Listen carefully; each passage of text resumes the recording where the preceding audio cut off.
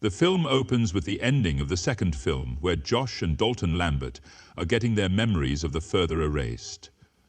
Jump to about a decade later, where Josh and Renai are divorced, but she brings Dalton Foster and Callie to the funeral for Josh's mother, Lorraine.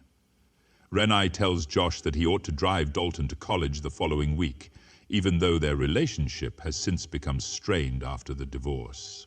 Josh then notices a man nearby and approaches him. He says his name is Carl and that he used to know Lorraine. After Dalton texts Josh, yes, he puts his phone away, and the figure seems to disappear.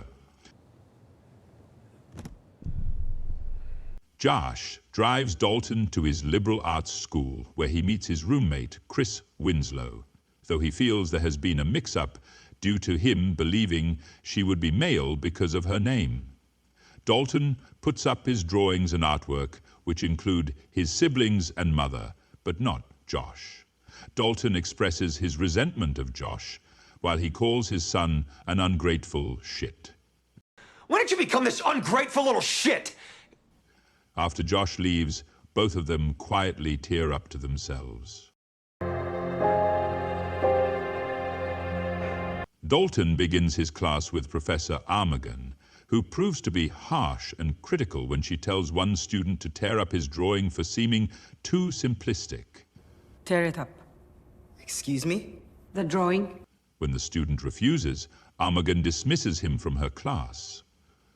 Per her words, Dalton starts to tear up the drawing he made of Lorraine, even though Armagon says it is beautiful, but she admires his initiative.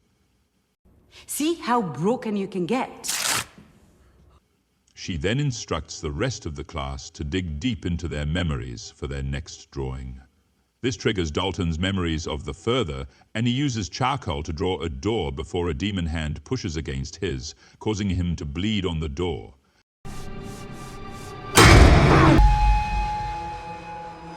This also appears to awaken something in Josh. Chris tries to make Dalton more comfortable by getting to know each other. Dalton says he has no memory of when he was 10 years old, and that he has been afraid of the dark ever since, prompting him to sleep with a bright nightlight. Josh goes to the doctor for an MRI scan.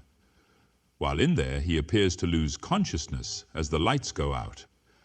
Josh starts calling for help until he sees what appears to be a demon in a hospital gown crawling toward him.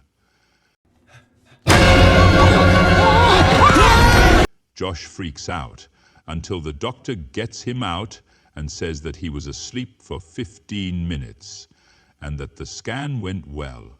Dalton hangs out with Chris as they go to a frat party.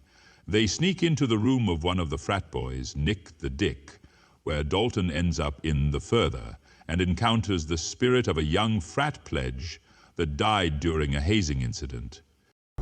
Water or something? Stop. And the dead boy reappears and vomits on Dalton before Chris comes to find him.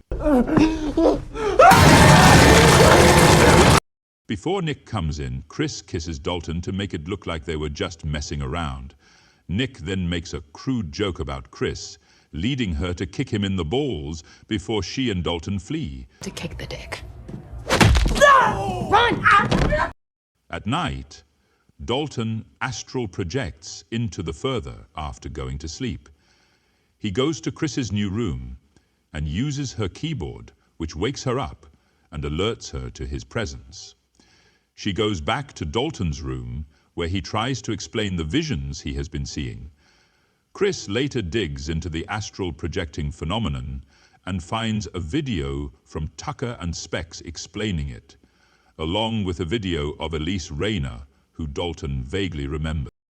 Josh is in his home, trying to do an exercise where he hangs up pictures of his loved ones to try and remember them since his memory is feeling fuzzy.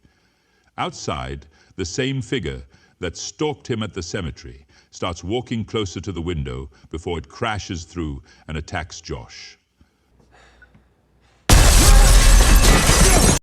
After all the commotion, Josh finds a box labeled Ben Burton. Josh looks into Ben's case, as he was a mental patient who committed suicide. The box also contains pictures of Lorraine, which makes Josh realize Ben is his long-lost father, that he never knew and always blamed for why he was so screwed up. Chris joins Dalton as they sneak back to Nick's room for astral projection, since Dalton wants to find the dead pledge's spirit and communicate with him. While there, a more demonic entity attacks Dalton while he is in the Further, and Chris is also attacked in the real world. Nick finds her unconscious, but manages to revive her. After she is taken to the infirmary, Chris tells Dalton she can no longer help him. Josh goes to Renai's house to speak to her about what he learned about his father. Through their conversation, we learn why they got divorced. Josh, possessed by one of the demons in the Further, chased Renai and the kids with a hammer, which is why Dalton drew the event, with Josh looking monstrous.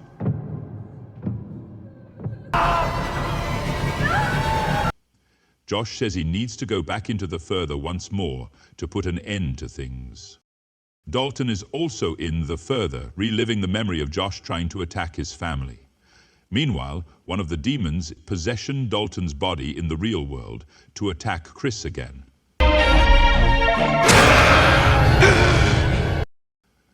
Josh and Dalton manage to find each other and try to run from none other than Lipstick Face.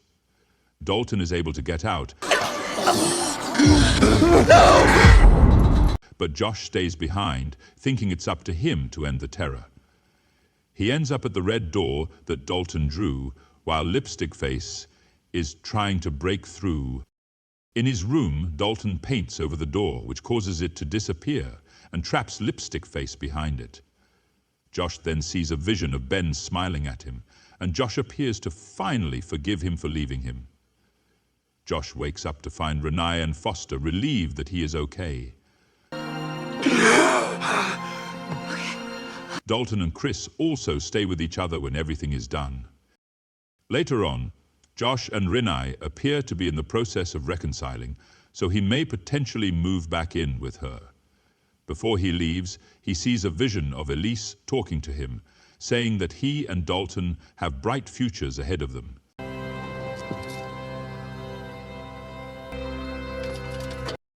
Josh goes back to Dalton's room, where he finds that Dalton has added a painting of the time Josh carried him out of the Further.